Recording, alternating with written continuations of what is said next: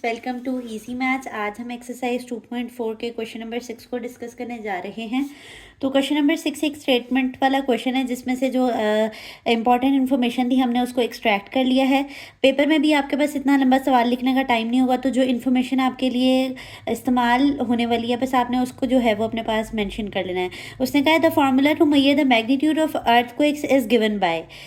जो हमारे पास ज़लज़ले आते हैं दुनिया में उसकी मैग्नीट्यूड को मेजर करने के लिए साइंटिस्ट ने या मैथमेटिशियन ने ये एक फार्मूला डिराइव करके हमें दे दिया है।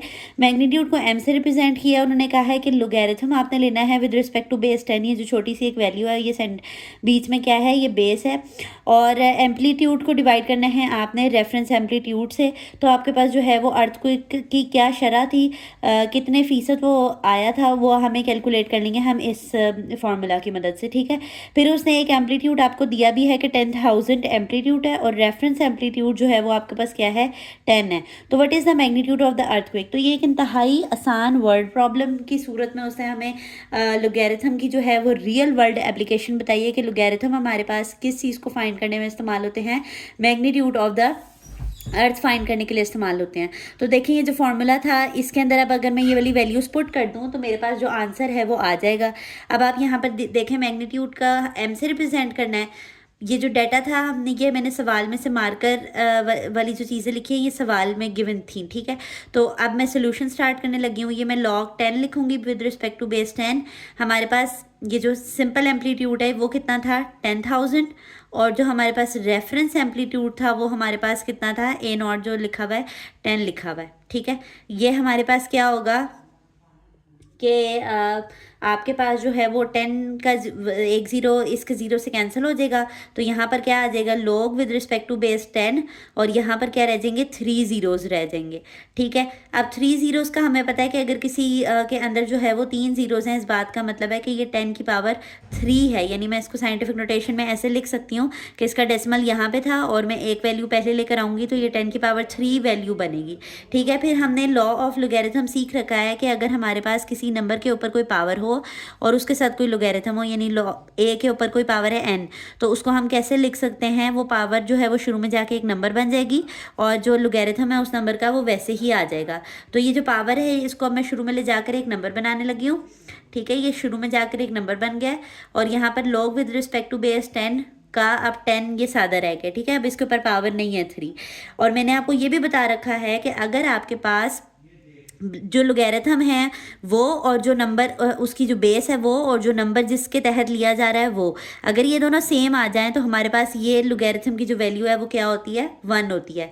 ठीक है, तो यहाँ पे बेस ए है, नंबर भी ए है, तो हमारे पास आंसर क्या आएगा, 1। यहाँ पे बेस 10 है, नंबर भी 10 है, तो इसका आंसर क्या आएगा, 1 ही आएगा। ठीक है, और अगर आपको लगता है कि ये बात गलत है तो जो हमारे कैलकुलेटर्स में लॉग इस्तेमाल होता है ना वो विद रिस्पेक्ट टू बेस 10 ही होता है। ठीक है, तो ये log 10 का आंसर आपके पास क्या देगा, कैलकुलेटर भी 1 ही दे रहा है। ठीक है, तो इस चीज़ से आपने परेशान नहीं होना।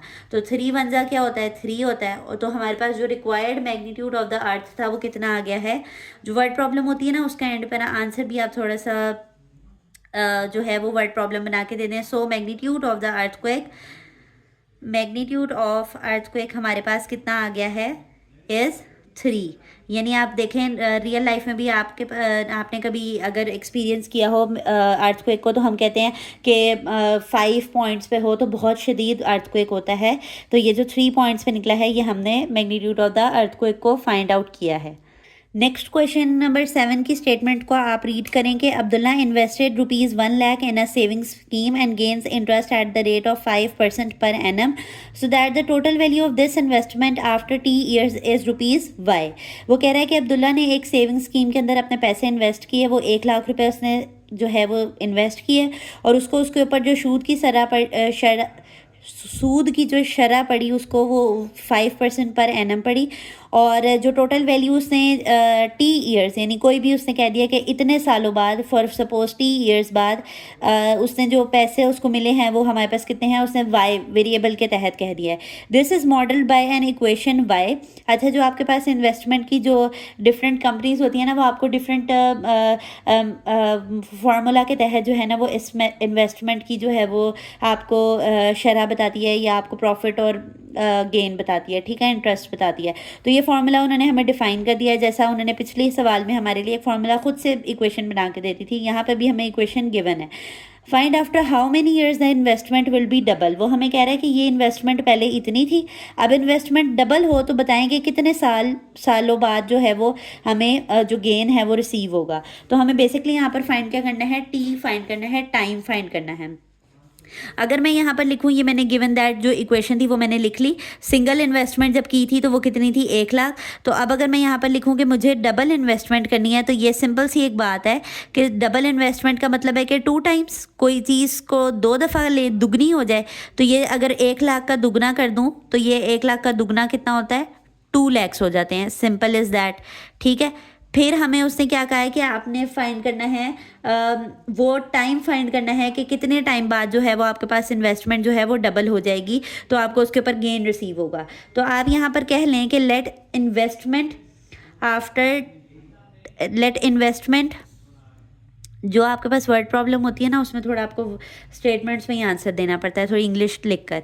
After T years is why.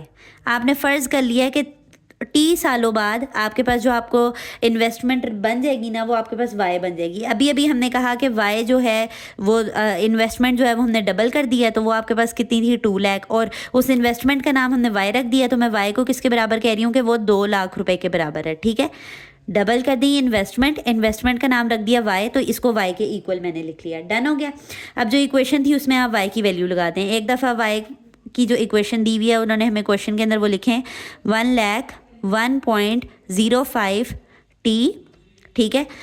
आपके पास वाई क्या था, अभी हमने यहाँ पर लिया 2 lakh, okay.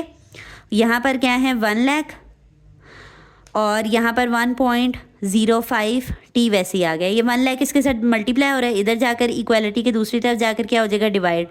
2 lakh divided by 1 lakh, ठीक है। और यहाँ पर हमारे पास अब क्या रह गया है, 1.05 रेज टू पावर T, यानी T जो है वो पावर में है। ये आपके पास कम्प्लीटली कैंसिल हो जाएगा, तो यहाँ पर क्या बच जाएगा, सिर्फ 2 बच जाएगा। अब मैंने आपको बताया कि ये चैप्टर हम पढ़ रहे हैं लॉगरिथम का, तो हमें इसमें लॉगरिथम का इस्तेमाल करना लाजमी है। तो मैं क्या करूँगी, take log on both side. जो काम हम खुद करते हैं वो हमें दोनों साइडों पर अप्लाई करना होता है। तो यहाँ पर मैंने log 2 ले लिया, और यहाँ पर भी मैंने क्या ले लिया, log 1.05 T। हमारा मकसद है ये T फाइंड करना है, ठीक है। log 2 की वैल्यू तो आप कैलकुलेटर से कैलकुलेट कर लें। log 2 की क्या देता है हमें, 0.3010, ठीक है, 0.3010। यहाँ पे आप पावर रूल अप्लाई कर देंगे, जो मैंने अभी यहाँ पे लिखा था, ये आप यहाँ पे रेफरेंस कर दें कि जो पावर होती है वो शुरू में जाके नंबर बन जाती है, T बड़ा हो जाएगा, log 1.05 रह जाएगा, ठीक है।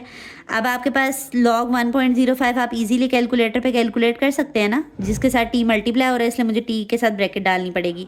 तो log 1.05 आ गया, और ये क्या वैल्यू है, हम आपके पास मैंने लिखने का तरीका सिखा रखा है कि ये राउंड ऑफ दे देता है 5th वैल्यू को।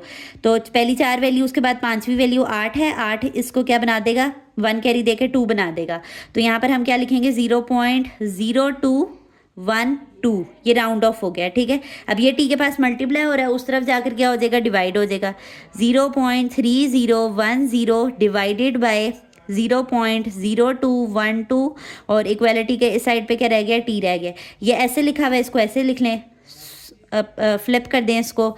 ये वाली जो चीज़ लिखी हुई थी इसको एक दफ़ा यहाँ पर दोबारा लिख लें, ठीक है। वेरिएबल को हमेशा ना इक्वालिटी के लेफ़्ट साइड पे रखते हैं, जो जिसकी वैल्यू फाइंड कर रहे होते हैं। तो अब आप सिंपली इसको डिवाइड कर दें, 0.3010 डिवाइडेड बाय 0.0212, 0.3010 डिवाइडेड बाय 0.0212। तो ये हमारे पास क्या आंसर आया है, 1419 आया है, ठीक है, 14.19। और T हमारे पास किसको शो कर रहा था, ईयर्स को। और क्योंकि आप देखें ये ऑलमोस्ट 20 बन रहा है, तो उसने कहा है कि आप इसको राउंड ऑफ कर दें, तो ये 14, क्योंकि साल बताने हैं ना हमने, तो अब साल ऐसे तो नहीं बता सकते कि 14 साल 19 महीने, तो आप इसको राउंड ऑफ करके कह दें कि ये 14 ईयर्स ही हैं टोटल जो हमें बताए जा रहे हैं। तो इन्वेस्टमेंट जो है वो डबल कब, कितने सालों बाद होगी, आपने यहाँ पर क्या लिखना है, स्टेटमेंट में आंसर दे देना है। यही वो रिक्वायर्ड साल थे जो हमें चाहिए थे। द इन्वेस्टमेंट वो जो उसने इन्वेस्टमेंट की थी will be doubled after 14 years. ठीक है, आपके लिए एक ही लेक्चर के अंदर जो है वो अच्छे से क्वेश्चन को ऑर्गेनाइज करके इसलिए समझाया जाता है ताकि आप अपने नोट्स मेकिंग भी साथ साथ करते रहें और आपको जो समझने का प्रोसेस है वो भी आपके लिए आसान रहे। अगर आपको हमारा वे ऑफ टीचिंग ईजी लगता है और प्रेजेंटेबल लगता है तो हमारी वीडियोज़ को लाइक कर दिया करें और चैनल को सब्सक्राइब कर दें ताकि हर नई आने वाली वीडियो आप तक आती रहे। हाफिज़।